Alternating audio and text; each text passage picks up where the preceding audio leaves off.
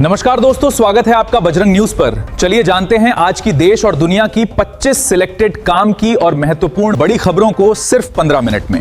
पर अभी तक आपने इस वीडियो को लाइक नहीं किया तो लाइक कर दीजिए और चैनल पर नए हैं तो सब्सक्राइब कर लें। शक संवत 1948, विक्रम संवत 2083, आज ज्येष्ठ मास के कृष्ण पक्ष की चतुर्थी तिथि और दिन मंगलवार है। तदनुसार अंग्रेजी तारीख 5 मई सन 2026, आज चतुर्थी तिथि दिन भर रहेगी। चंद्रमा वृश्चिक उपरांत धनु राशि पर संचार करेगा। चुनाव नतीजों 2026 के बाद भारतीय राजनीति का नक्शा पूरी तरह बदल गया है।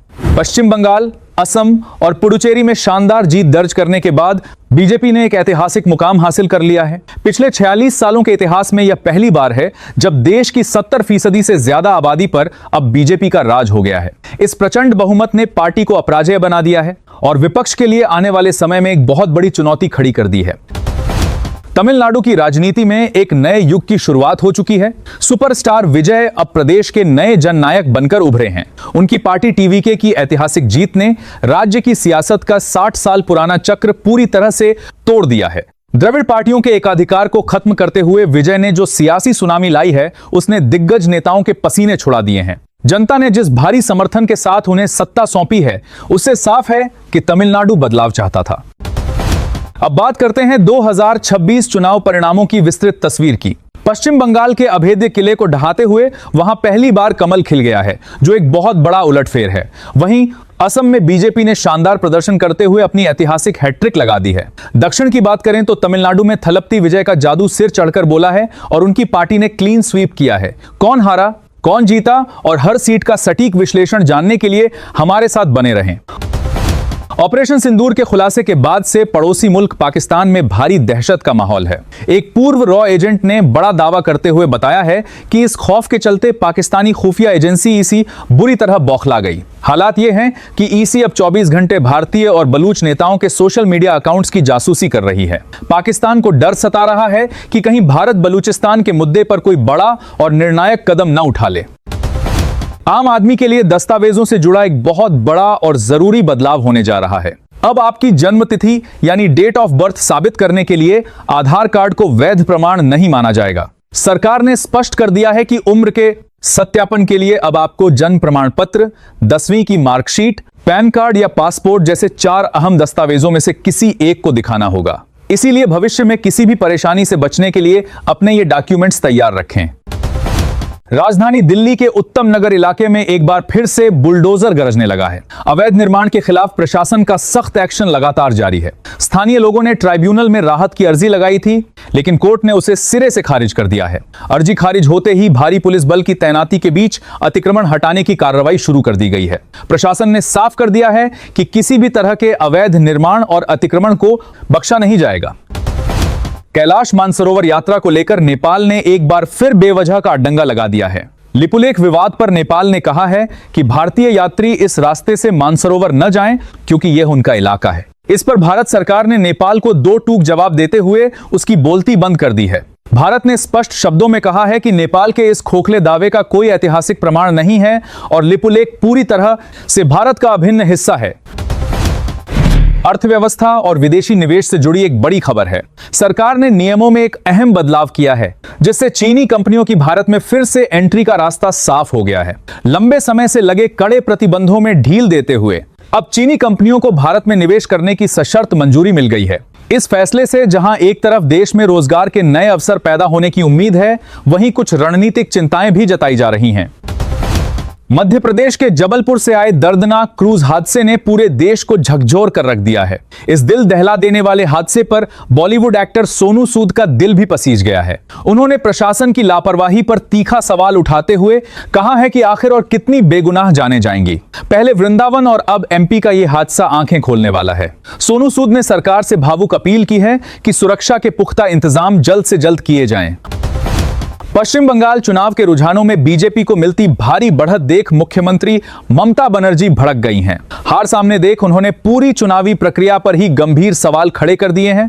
ममता बनर्जी ने तीखे तेवर दिखाते हुए कहा है कि सब कुछ गलत बताया जा रहा है और एजेंसियों का दुरुपयोग हुआ है। चुनाव आयोग पर निशाना साधते हुए टीएमसी सुप्रीमो ने मतगणना में भारी धांधली का आरोप लगाया है। इस बयान के बाद बंगाल की सियासत में एक नया बवंडर खड़ा हो गया है।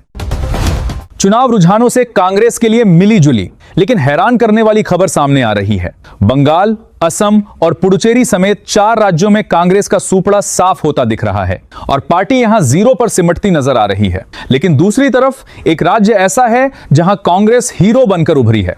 यहां पार्टी को रुझानों में स्पष्ट बहुमत मिलता दिख रहा है, दूसरी तरफ जिससे कांग्रेसी खेमे में जश्न का माहौल है। आखिर कौन सा है वो राज्य जहां कांग्रेस ने वापसी की है?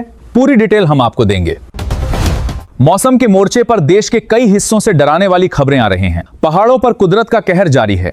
कश्मीर और उत्तराखंड में भारी भूस्खलन से कई रास्ते बंद हो गए हैं। वहीं राजधानी दिल्ली के लिए आज भयंकर तूफान का रेड अलर्ट जारी किया गया है।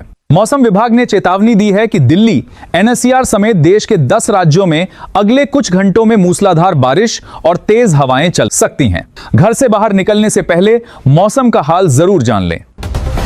बिहार की राजनीति से आज की सबसे बड़ी खबर। आज पटना के ऐतिहासिक गांधी मैदान में सम्राट चौधरी सरकार का बहुप्रतीक्षित कैबिनेट विस्तार होने जा रहा है। इस भव्य शपथ ग्रहण समारोह में प्रधानमंत्री नरेंद्र मोदी खुद मौजूद रहेंगे, जहां एनडीए गठबंधन अपना पूरा दमखम दिखाएगा। सियासी गलियारों में इस बात की जोरदार चर्चा है कि नई कैबिनेट में किन चेहरों को जगह मिलेगी और किसका पत्ता कटेगा। इस मेगा इवेंट की पल पल की लाइव कवरेज और हर एक अपडेट के लिए हमारे साथ जुड़े रहिए। अंतरराष्ट्रीय व्यापार और ग्लोबल इकोनॉमी के लिए एक बेहद राहत भरी खबर है। दुनिया के सबसे अहम समुद्री रास्तों में से एक स्ट्रेट ऑफ हॉर्म्यूज आखिरकार खुल गया है। प्रोजेक्ट फ्रीडम की सफलता के बाद पूरी दुनिया ने राहत की सांस ली है, क्योंकि यहां से तेल और जरूरी सामानों की सप्लाई फिर से शुरू हो गई है। अब भारी अमेरिकी नौसेना की कड़ी निगरानी और सुरक्षा के बीच व्यापारिक जहाज इस इलाके से सुरक्षित गुजर रहे हैं, जिससे ग्लोबल मार्केट में छाई मंदी की आशंका कम हुई है। अगर आपका भी कोई ट्रैफिक चालान पेंडिंग है तो आपके लिए यह एक बहुत ही काम की खबर है। आगामी 9 मई को देश भर में राष्ट्रीय लोक अदालत का आयोजन होने जा रहा है। इस लोक अदालत में आप अपने पेंडिंग ट्रैफिक चालान को माफ करा सकते हैं या उसमें भारी छूट पा सकते हैं। इसके लिए आपको ऑनलाइन या ऑफलाइन आवेदन करना होगा।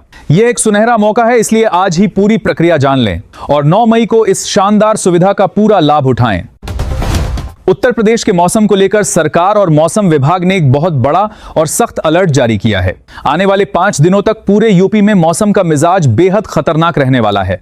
मौसम विभाग ने आंधी, तूफान और भारी बारिश की कड़ी चेतावनी दी है। हालात की गंभीरता को देखते हुए योगी सरकार ने सभी जिलों के प्रशासन को अलर्ट मोड पर रखा है और आम जनता से अपील की है कि वे बिना किसी जरूरी काम के घरों से बाहर न निकलें और पूरी सावधानी बरतें। टेक और बिजनेस वर्ल्ड से भारत के लिए एक बहुत बड़ी और ऐतिहासिक खबर है।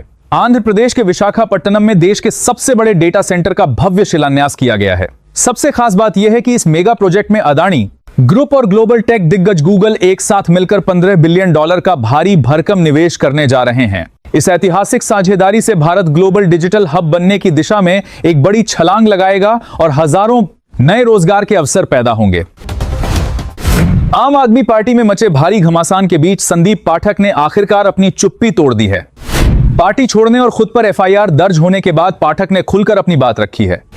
उन्होंने चौंकाने वाला खुलासा करते हुए कहा है कि पार्टी आलाकमान के साथ उनके लंबे समय से मतभेद चल रहे थे और नीतियों को लेकर वो सहमत नहीं थे। संदीप पाठक के इस बागी तेवर और बड़े बयान के बाद दिल्ली की राजनीति और आम आदमी पार्टी के भीतर हड़कंप मच गया है।